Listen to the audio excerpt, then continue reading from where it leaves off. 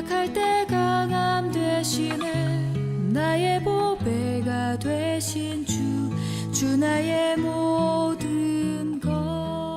오늘 이 시간 하나님께서 들려주시는 복되신 말씀을 통하여 진리의 성령님께서 저와 여러분 모두에게 깨닫게 하여 주시는 은혜로 말미암아 기록된 이 말씀이 무엇을 우리에게 가르쳐 주시려고 성령의 감동으로 기록되었는지 깨닫게 하시고 삶 속에 행할 수 있는 은혜와 능력을 힘입게 되기를 주의 이름으로 간절히 축원합니다.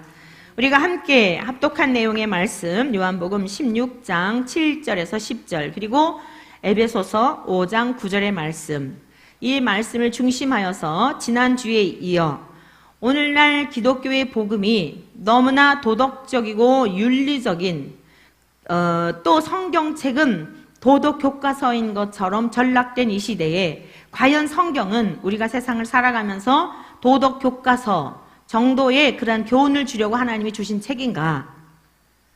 그것이 아니라고 한다면 우리는 이 성경책을 통하여서 어떻게 하나님께서 이 기록된 말씀을 통하여 어떻게 이해해야 하며 그리고 그 기록된 말씀을 통하여서 우리가 깨달아서 우리의 것을 삼고 살아내야 하는 것이 무엇인지에 대하여 오늘 말씀을 배우고자 합니다.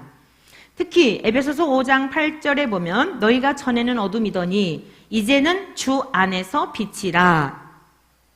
빛의 자녀들처럼 행하라. 빛의 열매는 모든 착함과 의로움과 진실함에 있느니라 라고 하는 말씀을 우리가 지난주 배웠습니다. 그래서 착하다라고 하는 것이 오늘날 이 시대에 너무나 몰이해 성경적이지 않은 그냥 세상적으로 잘 참아내고 남들에게 뭐 봉사활동하고 뭐 좀 도와주고 그러면 그리고 어떤 상황에서 화낼 수 있는 상황에서도 화내지 않고 잘 참고 그러면 아우 당신은 왜 이렇게 착해 너는 참 착해 라고 하면서 우리의 실상을 보지 못하게 하는 이러한 어렸을 때부터 이렇게 우리가 길들여져 왔고 지금도 우리가 사람들을 바라보는 관점이 그러하다. 근데 그 착하다라고 하는 것은 그런 의미가 아니다. 성경에서 말씀하고 있는 의미는 어떠한지 우리가 지난 시간에 배웠습니다. 오늘 이 시간에는 그러면 빛의 열매는 의로움의 열매를 맺게 되는데 과연 이 의라고 하는 것은 무엇인가? 또 우리 주님께서 이 땅에 오셨다가 하늘로 가시기 전에 성령님을 보내주실 것인데 그분은 진리의 영이라고 말씀하시면서 그 진리의 성령님이 오시게 되면 저와 여러분들에게 의에 대하여 가르쳐 주신다. 그것이 무엇인지를 가르쳐 주실 것이다. 이러한 말씀들을 하셨기 때문에 오늘 저와 여러분들이 첫 번째로는 성령님이 왜 진리의 영으로 임하셨는가? 왜 예수님께서 진리의 영으로 성령님은 진리의 영으로 이 땅 가운데 보내주셔서 우리들을 진리 가운데로 인도하시겠다라고 하였던 그 의도가 무엇인가? 이것을 오늘 배우고자 합니다. 또 한 가지는 그렇다면 하나님이 말씀하시는 우리가 세상적인 저 사람은 참 정의로운 사람이야. 저 사람은 참 공의로운 사람이야. 이 시대에 굉장히 공의와 정의로운 사회를 구현하고 많은 사람들이 그 사회활동을 하고 심지어 목사님들도 막 이 사회에 일어나는 여러 가지 일들에 대하여서 그 관여하시면서 앞장서 일하는 분들이 많으신데 그것이 나쁘다라고 말하는 게 아니라 그거보다도 훨씬 더 본질적인 문제에 대한 것들이 주님이 가르쳐 주시는 바대로 그 기초가 든든한 다음에 과연 그 일을 하고 있는지 저는 그것을 말씀드리는 것입니다. 사회활동을 하지 말라는 이야기가 아니라 인권운동을 하지 말라는 이야기가 아니라 그것은 자연적으로 맺어지는 열매입니다.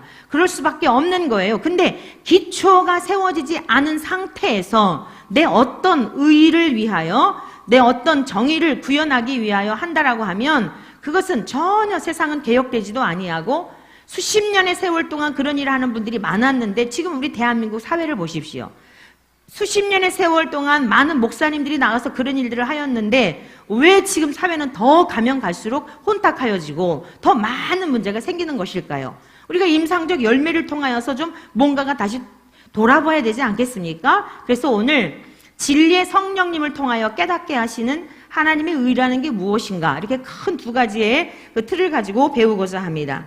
자, 첫 번째 성령님이 진리의 영으로 임하셔야 하는 이유에 대해서 배우겠습니다. 오늘 본문 말씀 요한복음 16장 7절의 말씀 우리 다시 한번 같이 읽습니다. 다 함께 읽습니다. 시작. 그러나 내가 너에게 실상을 말하노니 내가 너에게 유익이라. 내가 떠나가지 아니하면 보혜사가 너에게로 오시지 아니할 것이요. 네, 보내리니 8절까지 그가 와서 죄에 대하여 의에 대하여 심판에 대하여 세상을 책망하시리라 이렇게 말씀하셨습니다. 자, 여기서 우리는 한번 물음을 던져볼 필요가 있습니다. 왜 예수님은 제자들에게 실상을 말씀하신다라고 이렇게 말씀하시면서 내가 떠나가는 것이 너에게 유익이야 이렇게 말씀하셨을까요? 여기서 주님이 떠나가신다라고 하는 말씀은 내가 이제 곧 죽게 될 거야.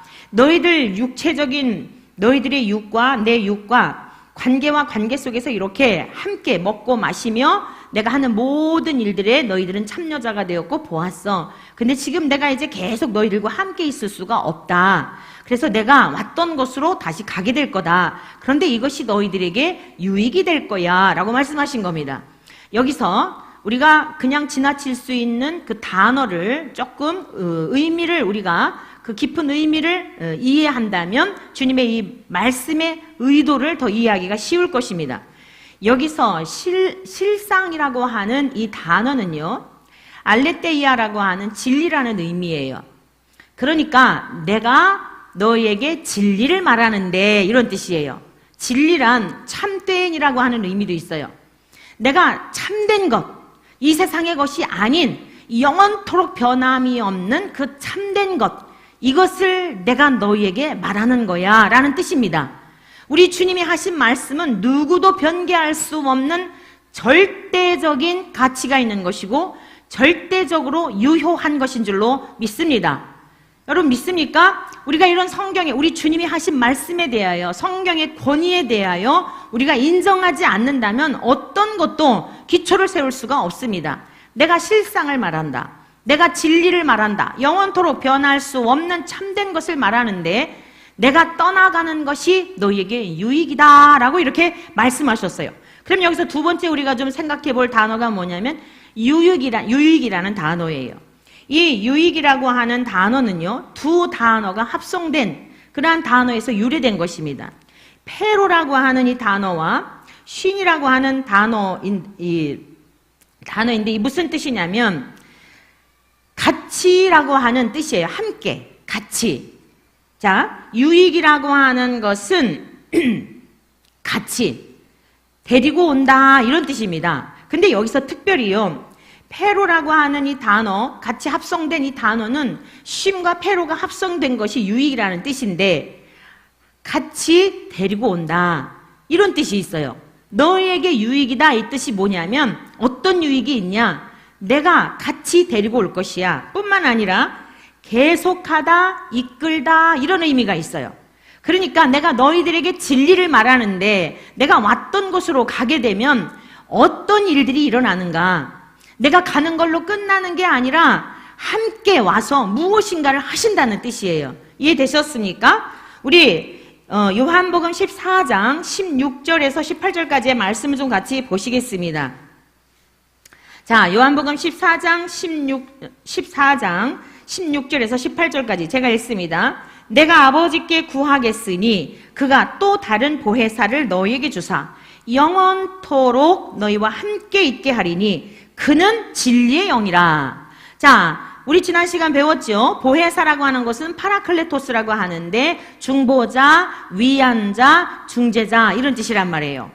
하나님으로부터 보내심을 받은 성자 예수님이 하나님 앞에 구하는 것이 있는데 저와 여러분들의 중재자로, 저와 여러분들의 중보자로, 또 힘들고 어려울 때에 우리가 쓰러질 때가 있는데 우리 혼자 못 일어난단 말이에요. 이 연약함을 아시고 위로하며 안위하여 주시는 파라클레토스, 보혜사를 너희들에게 보내주도록 내가 기도했다. 그리고 반드시 성부 하나님께서 보내주실 것이다.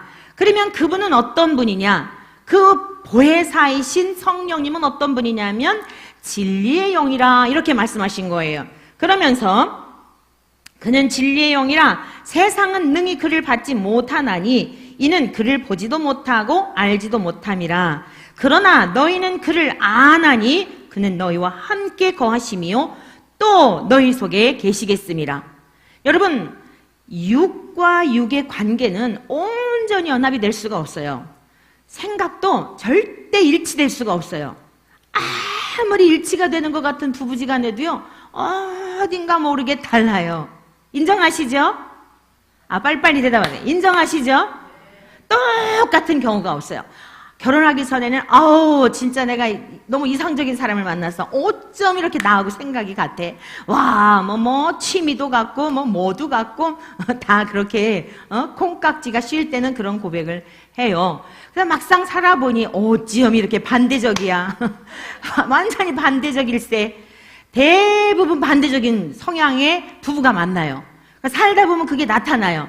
근데 여러분, 그렇게 반대, 성격이 틀려서 이혼한다 이러잖아요. 못 견뎌서 이혼한다 이래야 돼요. 인내심이 부족해서 이혼한다라는 게 적당한 표현이에요.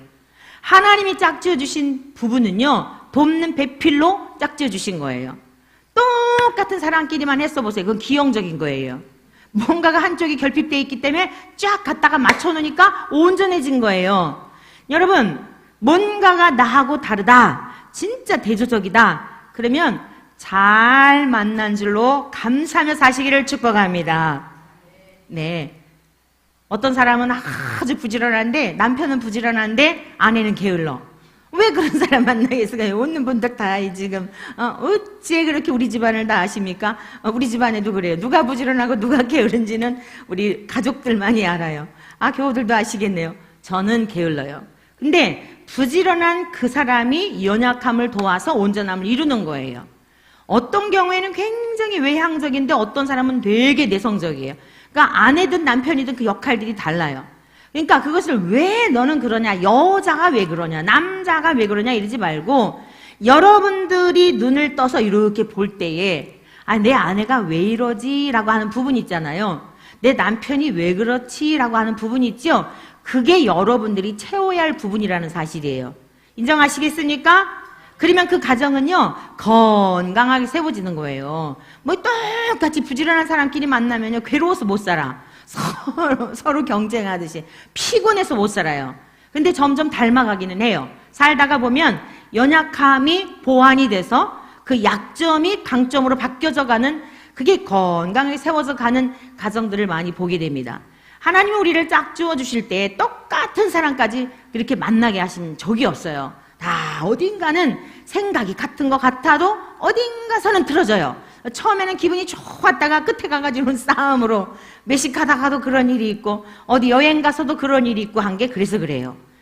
육과 육이라고 하는 관계는 생각이 온전할 수가 없고요, 온전히 그 뜻이 다 전달이 될 수가 없어요.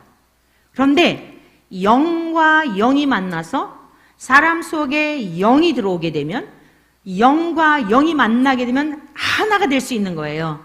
그리고 무엇을 의미하는지를 말할 필요가 없이 하나로 통일이 될 수 있는 것입니다. 이해가 되셨습니까? 그러니까 이 제자들에게 아무리 예수님이 하나님이심을 보여주어도 못 믿는 거예요. 바다 위를 걸으시고 죽은 자를 살리시고, 여러분 이건 인간이 할 수 있는 일이 아니잖아요. 그렇죠? 어떻게 사람이 바다 위를 걸을 수 있나요? 그 죽은 지 나흘이나 되어서 악취가 나는 사람을 어떻게 살릴 수가 있나요? 여러분, 이거는 인간이 할 수 있는 일이 아닙니다. 그런데 제자들이 그것을 보면서도 끊임없이 예수님은 이 세상에 자기들의 필요를 채워주는 힘있는 군왕이 되기를 바랐던 것이에요. 예수님은 하늘과 땅을 창조하신 창조주로 오셨는데 이 제자들이 그것을 말씀하셔도 못 알아들었고 보여주어도 못 알아들었어요. 그래서 우리 주님은 창세전부터 거룩한 영으로 사람들 속에 함께 하셔서 온전한 연합을 이루실 계획을 세상을 창조하기 전부터 가지셨던 것입니다. 그래서 세상을 말씀으로 창조하셨던 분이 말씀이 육신이 되어 우리 가운데 거하셨는데, 우리 가운데 거하셔도 죽어있는 사람의 영은 영이신 하나님과 도저히 교제가 안 되는 거예요. 그래서 왜 교제가 안 되냐면, 하나님과 사람의 관계에 죄악의 담이 가로막혀 있기 때문입니다. 그래서 예수님이 이 땅에 오신 이유가 뭐냐면 그 죄악의 담을 허물어 주시기 위해서예요. 그런데 그 일을 위해서는 반드시 사람의 생명은 피에 있음이라 피 흘림이 없은즉 사함이 없느니라. 우리의 생명, 이 목숨, 값, 이 죄의 값을 누군가 지불해 줘야 하는데 그것은 인간과 같이 죄가 없는 자여야 하는 거예요. 사람은 다 죄악 가운데 출생하였잖아요. 그리고 그 죄를 사할 수 있는 거룩한 능력이 있는 분이어야 합니다. 이러한 것을 충족할 수 있는 분이 누구였냐면 하늘로부터 오신 예수님이었어요. 근데 제자들이 지금 그 말씀을 충분히 하시고 보여주시고 능력을 나타내시고 했는데도 몰라봐요. 그리고는 다만 오셨던 곳으로 가신다 하니까 얼마나 근심이 되었겠습니까? 근심하지 말아라. 요한복음 14장은 특히 유언 설교가 시작되는 내용이죠. 걱정하지 말아라. 내가 가게 되면 영원히 너희들하고 이별하는 게 아니야. 다시 너희에게로 와서 영원토록 너희와 함께 있을 거야. 고아와 같이 버려두지 아니하고 함께 있을 거야. 이게 진리의 영으로 임하셔야 하는 이유였어요. 육과 육은 생각도 하나 될 수 없고 온전히 알 수도 없고 이해될 수도 없고 이게 항상 갈등 관계가 있는 거예요. 그러니까 하나님이 선하신 분이고 좋으신 분이고 사랑이신 분이고 공의로우신 분인데 머리로는 알겠는데 이게 전 존재적으로 체감이 안 되는 거예요. 그래서 사랑하는 성도 여러분들이요, 거듭남이 중요한 이유가 바로 그것입니다. 우리가 하나님 앞에 전심으로 돌아와서 내 생각과 내 뜻을 따라서 살았던 이 생각을 십자가에 못 박고 우리 주 예수님이 나의 주인으로 모셔드려서 성령님이 내 안에 계시지 않으면 알기는 아는데 부분적으로 알아요. 이해하기는 이해하는데 내가 원하는 대로 이해한다고요. 그래서 이단들도 전부 성경을 여기서도 조금 저기서도 조금, 여러분 성경을 갖지 않냐, 성경을 얘기하지 않는 이단들 보셨나요? 사이비 집단들도 성경을 얘기하지 않는 사이비 집단 보셨나요? 어디서라도 갔다가 말씀을 취해가지고 자기들 나름대로의 그 교주들의 유익을 위해서 교리를 만들어갖고 사람들을 현혹시키잖아요. 성경이 없이, 말씀이 없이, 여러분 이단이 될 수가 없는 거예요. 이단이란 처음에는 같았는데 끝이 달라진다는 게 이단이에요. 신앙생활이란 뭐냐면 내 본성, 내 육적 자아, 세상에 대한 욕망, 이것을 철저히 십자가에 못 박고 하나님의 영이, 진리의 영이, 성령님이, 하나님의 영, 그리스도 영 다 똑같은 뜻이에요. 그분이 우리 안에 들어오셔서 좌정하셔서 그 말씀, 기록된 성령의 감동으로 기록된 말씀을 들을 때에 깨닫게 하시고 믿어지게 하시고 그리고 우리의 죄들을 이길 수 있는 능력을 주시고 이렇게 성령 하나님 우리 안에 오셔서 그 일을 행하시는 거예요. 그래서 영으로 오셔야 할 이유가 우리도 영적인 존재인데 영이 죽었던 상태에서는 하나님의 말씀을 들어도 그냥 소리로 듣는 거예요. 흘려버린단 말이에요. 그래서 죽었던 영을 살리심으로 말미암아 성령님과 연합이 되어 우리를 진리 가운데로 인도하시기 위해 진리의 성령님으로 오신 것입니다. 사랑하는 성도 여러분, 이해가 되셨습니까? 이게 믿어져야 돼요. 내가 믿으려고 노력해서가 아니라 진리의 성령님이 오시면 내가 주인이었던 사람이 하나님이 주인이 되어 전 존재적으로 주님을 모셔드리고 내가 이제는 주인이 아니라 우리 구주 예수님이 내 인생의 주인이 되어서 주님을 따라 살아가는 그 사람들은 성령의 인도하심을 따라서 하나님의 말씀을 들을 때에도 읽을 때에도 완전히 100%는 아니지만 이걸 알아버렸다 이러죠. 요한복음 17장 3절에 했어요. 영생을 얻었고 유일하신 참 하나님을 아는 것과 그가 보내신 자 예수 그리스도를 아는 것이니 이건 기노스코라고 했잖아요. 알아버리는 거예요. 경험적으로 알아버리는 걸 말하는 것입니다. 그러니까 하나님의 나라가 이미 임한 겁니다. 그래서 환경은 하나도 달라진 게 없는데 이상하게 마음에 기쁨이 생겨요. 이전에는 그 어려운 환경을 보면 불평과 불만이 나왔는데 이상하게 여유가 생기는 것입니다.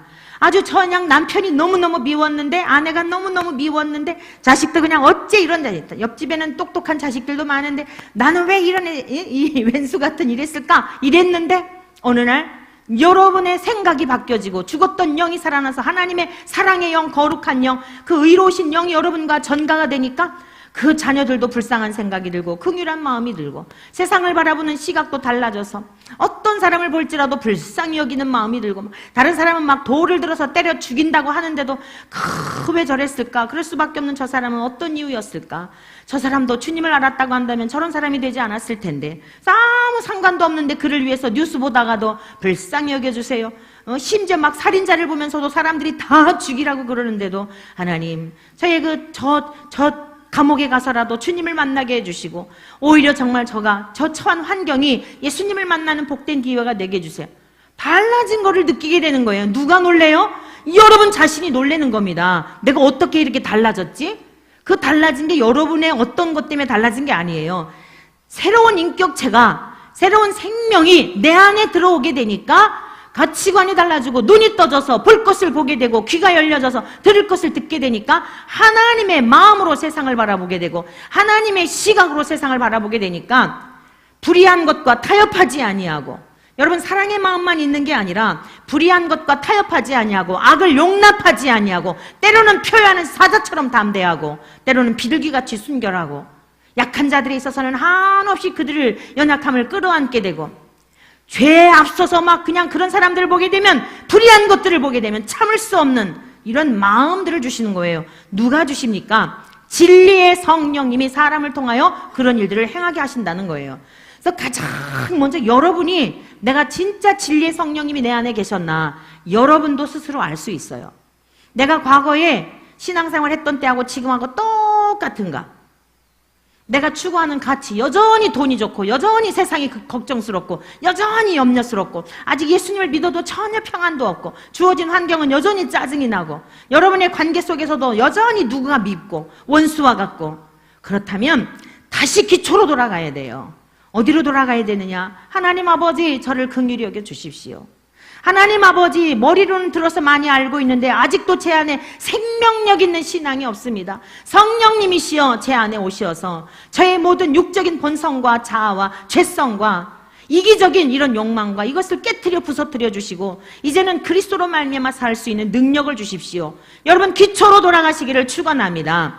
그리하게 될 때에 자, 두 번째, 하나님께서 어떤 은혜를 베푸시는가 하면 하나님의 의를 힘입게 되는 거예요. 오늘 두 번째 우리가 말씀을 듣게 될 것은 하나님의 의란 무엇인가에 대한 거예요. 자, 진리의 성령님이 오시게 되면 의에 대하여 뭐라 그랬어요? 가르쳐 주신다는 거예요. 여기 16장 10절을 보니까 이렇게 말씀하고 있죠. 다 같이 한번 보시겠습니다. 16장 10절 시작.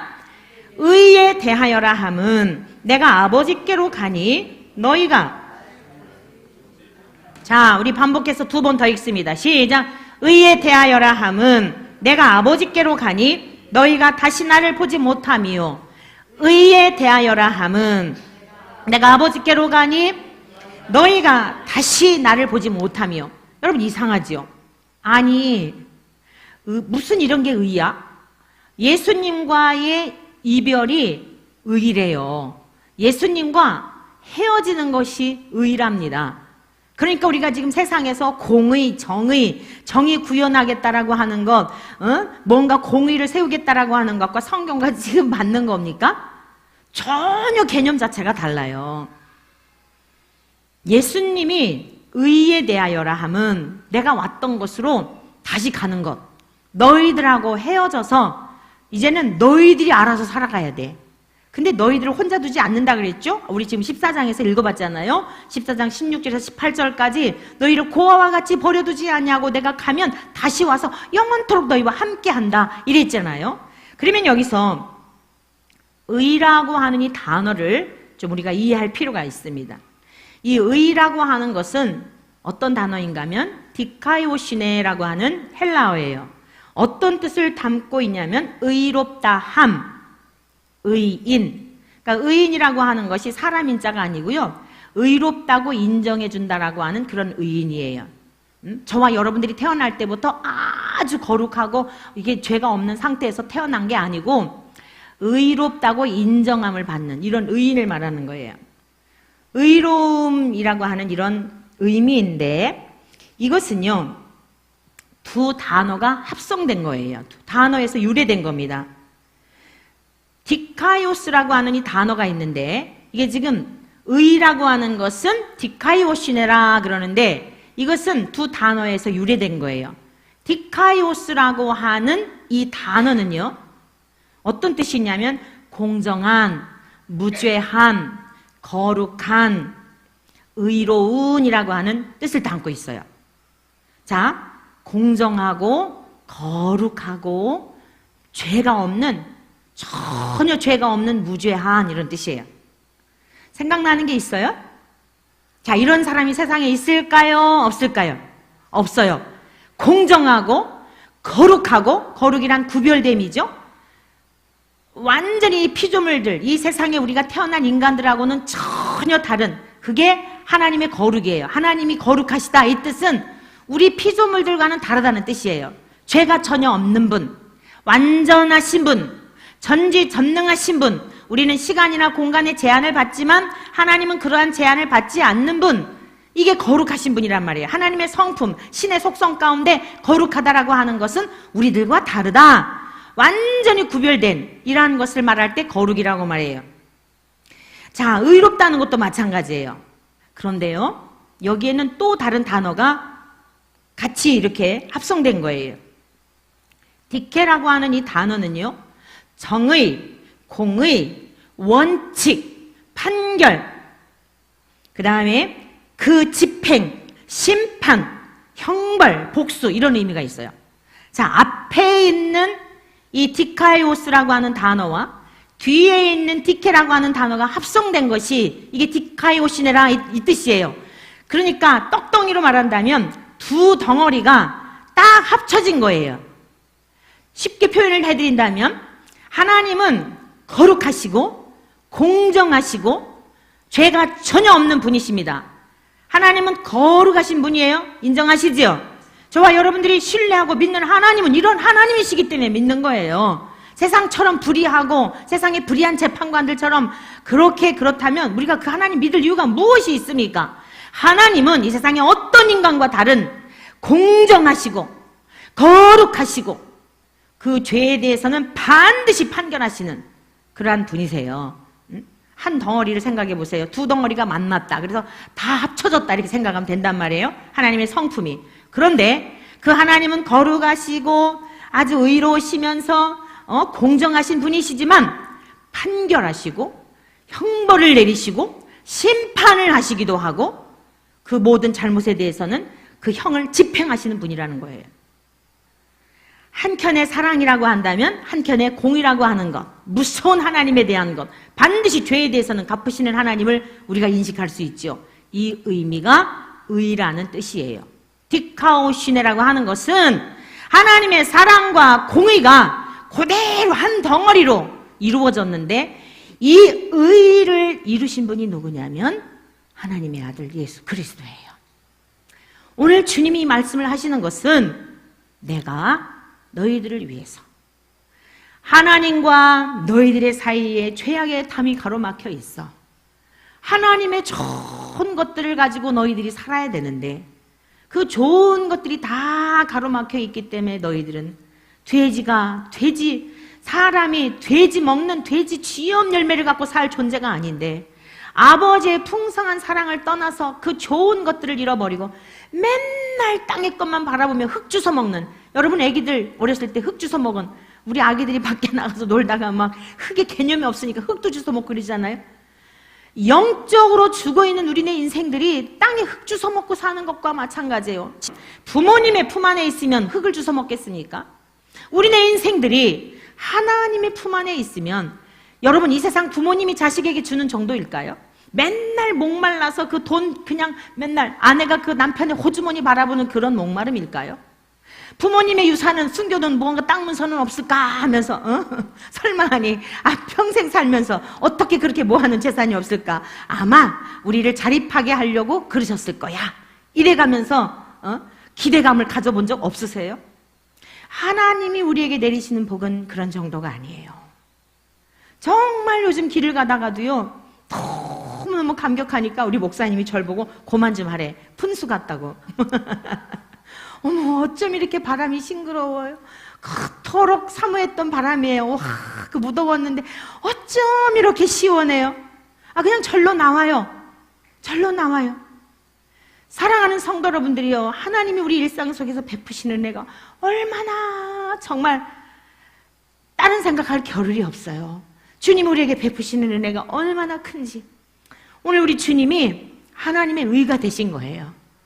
이런 자유함을 누리고 이런 감격 속에, 기쁨 속에 헤아려 살면서 하루하루 우리 앞에 직면한 문제들이 왜 없겠습니까? 그러나 우리 주님이 하나님의 의가 되시려고 주님이 우리들에게 빵덩어리를 부서뜨려서 깨뜨려서, 성찬이 그런 의미가 있는 겁니다. 살과 피를, 그 떡을 찢으셔서 우리들이 성찬할 때 떡을 떼잖아요. 그렇게 우리 주님이 하나님의 의가 되셔서 한편으로는 디카이오스, 한편으로는 디케, 심판과 형벌과 그 참담함을 주님이 다 뒤집어 쓰시고 무죄하고 거룩하고 죄가 없는 우리 주님이 하나님의 사랑을, 하나님의 공의를 저와 여러분들을 위해서 그렇게 깨뜨려 주신 거예요. 그 의미를 담아서 내가 너희들하고 계속 있으면, 그래, 뭐 좋은 일 많이 있잖아. 너희들 내가 하는 놀라운 기적들을 보면서 깜짝깜짝 놀랄 일 있지. 그러나 너희들에게 유익이 아니야. 그것은 참된 진리가 아니야. 그것은 너희들에게 복이 되지를 않아. 왜? 너희들의 죄가 여전히 남아있기 때문에. 아버지께로부터 너희에게 주고자 했던, 창세전부터 주고자 했던 그 영원한 하나님의 나라를 기업으로 얻을 수가 없고, 마귀가 주는 생각을 따라서 늘 목마른 삶을 살 수밖에 없고, 먹어도 배부르지 않고 들어도 차지 아니한 세상의 헛된 욕망에 빠져 살 수밖에 없기 때문에 너희들에게 유익이 되지 않아. 그러나 내가 가게 되면 너희들에게 유익이 될 거야. 십자가에서 죽으시고 부활하시고 40일 동안 계셨다가 하늘로 승천하시게 되는 이 사건을 말씀해 주신 거예요. 그래서 너희들에게 이것이 하나님께서 주신 의라고 하는 말씀을 하신 것입니다. 사랑하는 성도 여러분들이요, 로마서 5장 17절에서 18절에 이렇게 기록하고 있습니다. 한 사람의 범죄로 말미암아 사망이 그 한 사람을 통하여 왕노릇하였은즉, 여기서 한 사람은 누구입니까? 첫사람 아담의 죄입니다. 그 아담의 죄의 유전을 저와 여러분들이 다 물려받았기 때문에 죽음 앞에 항상 두려워하고, 감기만 걸려도 두려워하고, 암에 걸리면 더 그냥 그 소리 듣는 순간 그냥 기절을 하고 이러는 거예요. 죄 때문에 사망이 왕노릇한 거예요. 그런데 뒤에 있는 말씀 보세요. 더욱 은혜와 의의 선물을 넘치게 받는 자들은 하나님의 의를 입게 된 자들, 예수 그리스도의 십자가의 죽으심으로 말미암아 의롭다 인정함을 받게 된 저와 여러분들, 로마서 1장 17절에 이렇게 말씀하고 있지요. 복음에는 하나님의 의가 나타나서 우리를 의롭다 해주시는 그 은혜를 입혀주셨다는 거예요. 믿음으로 믿음에 이르게 하나니 오직 의인은 믿음으로 말미암아 살리라 함과 같으니라. 여러분, 이 복을 받은 자들이 어떠냐면은 한 분 예수 그리스도를 통하여 생명 안에서 왕노릇한다는 거예요. 과거의 첫사람 아담의 후손인 저와 여러분들은 죽음 앞에서, 죽음이 우리를 꼼짝 못하게 우리를 우리 안에서 군림하는 거예요. 마귀가 걸핏하면 우리를 죽음에 대한 위협을 하고 그러는 거예요. 그런데 예수 그리스도의 사람들은 죽었다가 이미 영이 살아났기 때문에 하나님의 신이 우리 가운데 거하심으로 우리는 천국을 사는 자들로서 죽음이 온다 하더라도 두렵지 않고 생명 안에서 왕노릇하게 된 줄로 믿습니다. 그런즉 한 범죄로 많은 사람이 정죄에 이른 것 같이 죄 있다 꽝꽝 하나님이 이렇게 정하셨단 말이에요. 아담의 후손 모두에게. 그러나 한 의로운 행위로 말미암아 많은 사람이 의롭다 하심을 받아 생명에 이르렀느니라. 할렐루야. 주님이 이 생명을 주시려고 이 땅에 오셔서 내가 떠나가는 것이 너희에게 유익이야, 이것이 하나님의 의야, 이렇게 말씀하신 겁니다. 우리 로마서 5장 1절에 있는 이하에 있는 말씀을 우리 함께 좀 같이 보시겠습니다. 그리고 우리가 사명을 발견할 수 있기를 바랍니다. 우리가 어떻게 살아야 할 것인가, 이렇게 하나님 앞에 의로운 인생이 되었는데 우리가 살아가야 될 삶의 내용이 무엇일까? 우리를 왜 부르셨을까? 자, 로마서 5장 1절입니다. 다 같이 읽습니다. 그러므로 우리가 믿음으로 의롭다 하심을 받았으니 우리 주 예수 그리스도로 말미암아 하나님과 화평을 누리자. 사랑하는 성도 여러분들이요, 하나님과 화평을 누리시기를 바랍니다.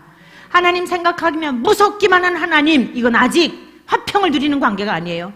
교회 안 나왔다고 이게 벌 받을까봐, 헌금 떼먹었으니까 돈 어디로 흘러나갈까봐, 이거는 하나님도 보시기에 괴로운 거예요. 주님이 너무 감사해서 어서 주일 돌아왔으면 좋겠네. 여러분, 어젯밤 잠들 때에 정말 가슴이 설레이던가요? 가슴이 뛰어서 막 잠이 안 오던가요? 저는 진짜 잠이 안 오더라고요. 빨리 예배 시간이 돌아왔으면 좋겠더라고요. 하나님께서 깨닫가신 이 은혜를 여러분들에게 나눠주어서 여러분들도 그 진리 안에서 이 평화를 누리고, 힘들고 어려운 나그네 인생길이지만 풍성한 은혜 안에 여러분들의 무거운 짐들이 주님 앞에 올려져서 하나님의 위로 속에 여러분들도 넉넉히 이기며 살게 될, 이 말씀을 들려주고 싶어 정말 잠이 안 오더라고요. 사랑하는 성도 여러분들이요, 하나님과 화평하시기를 축복합니다. 하나님은 무서운 분이 아니에요. 하나님은 우리 주 예수님에게 다 저주를 다 쏟아 부으셨기 때문에 이제 우리는 누리면 되는 거예요. 하나님 감사해요. 내가 무엇이길래 이 은혜를 주셨나요? 제가 어떻게 살면 될까요? 하나님, 시간을 들여도 아깝지 않고 재물을 들여도 아깝지 않고 들여도 목마른데 어떻게 하면 좋아요? 주님이 가장 사랑하는 것이 나같이 무지했던 저 백성들, 하나님의 사랑을 알지 못하는 저 사람들을 주님께로 돌아오게 하는 게 가장 기뻐하시는 일이구나. 그러니 어떻게 침묵합니까? 다른 사람들에게 이 사실을 알려주고 싶어서 여러분, 전도자가 되려고 되는 게 아니라, 목회자가 되려고 되는 게 아니라 되어질 수밖에 없는 그 길로 인도해 주시는 거예요. 하나님과 화평을 누리시기를 축원합니다. 여러분, 그 다음에 보십시오. 또한 그로 말미암아 우리가 믿음으로 서 있는 이 은혜에 들어감을 얻었으니 하나님의 영광을 바라고 즐거워하느니라. 사랑하는 성도 여러분, 하나님을 기뻐하시기를 축원합니다. 비가 오면 비가 오는 대로 기뻐하시고, 태풍이 불면 태풍이 부는 대로 기뻐하시고, 다 하나님의 뜻이 있겠지. 내 인생에 고난이 있으면 있는 대로 기뻐하시고, 아버지, 왜 이런 어려운 일을 주셨나요? 하나님, 깨닫기를 바라는 게 무엇인가요? 아직도 내 안에 척결하지 못한 죄가 남아있어서 하나님 저를 연단하시느라고 이러한 환경을 주신 것은 아닌가요? 그래서 바울 사도는 이렇게 권면하고 있지 않습니까? 다만 이뿐 아니라 우리가 환난 중에도 즐거워하나니 이는 환난은 인내를, 인내는 연단을, 연단은 소망을 이루는 줄 알미로다. 소망이 우리를 부끄럽게 하지 아니함은 우리에게 주신 성령으로 말미암아. 우리 예수님만 선물로 주신 것이 아니라 하나님은 무지하고 미련한 우리를 일깨워 주셔서 하나님과 온전히 하나 되게 하시려고 성령도 선물로 주신 줄로 믿습니다. 그래서 성령으로 말미암아 하나님의 사랑이 우리 마음에 부은 바 됨이니 그랬어요. 오늘 주님 앞에 나온 저와 여러분들에게 앞을 내다보아도, 우리의 조국의 현실을 보아도 많은 이들이 탄식하고 많은 이들이 포기하고 체념하고, 젊은이들은 젊은이들대로, 가장들은 가장들대로 너무나 지금 우리의 조국의 현실을 보더라도, 미래를 보더라도 암울한 가운데 있습니다. 다 공의를 외치고 정의를 부르짖지만 하나님이 말씀하시는 의가 무엇인지를 이해하지 못하여서 오히려 세상을 더 소란하게 했던 것은 아닐까요? 오늘 저와 여러분들이 먼저 하나님의 그 의가 무엇인지, 우리 구주 예수님이 하나님의 의가 어떤지를 친히 자신을 깨트려서 나타내 주심으로 말미암아 저와 여러분들이 하나님 안에 거할 수 있는 이 복을 주셨음에 하나님과 함께 화평을 누리며 인생에 어떠한 일들이 있다 할지라도 기뻐하고 즐거워하고 환난 중에도 인내로 잘 견디면서 하나님의 사랑을 알지 못하는 이웃들에게 하나님의 의를 전할 수 있는 복된 우리 모두가 되시기를 주님의 이름으로 간절히 축원합니다. 우리가 이 시간 함께 주님의 은혜를 감사하며 기도드리십시다. 우리 주님은 착하고 의로운 열매가 되셨습니다. 저와 여러분들이 이 열매로 말미암아 하나님의 자녀가 되었고 아버지라 부를 수 있는 자들이 되었습니다. 이제는 저와 여러분들이 의의 열매를 맺어야 합니다. 하나님, 우리가 너무나 이기적이었습니다. 우리의 신앙생활에 나 중심적이었습니다. 무지하였습니다. 주님, 우리들에게 긍휼을 베풀어 주시고 진리의 성령님 우리 안에 오셔서 우리를 온전히 사로잡아 주시옵시사 진리 안에 거하게 하시고 주님의 의를 누리며 살아가게 하옵소서. 의로움의 열매를 맺으며 살게 하옵소서.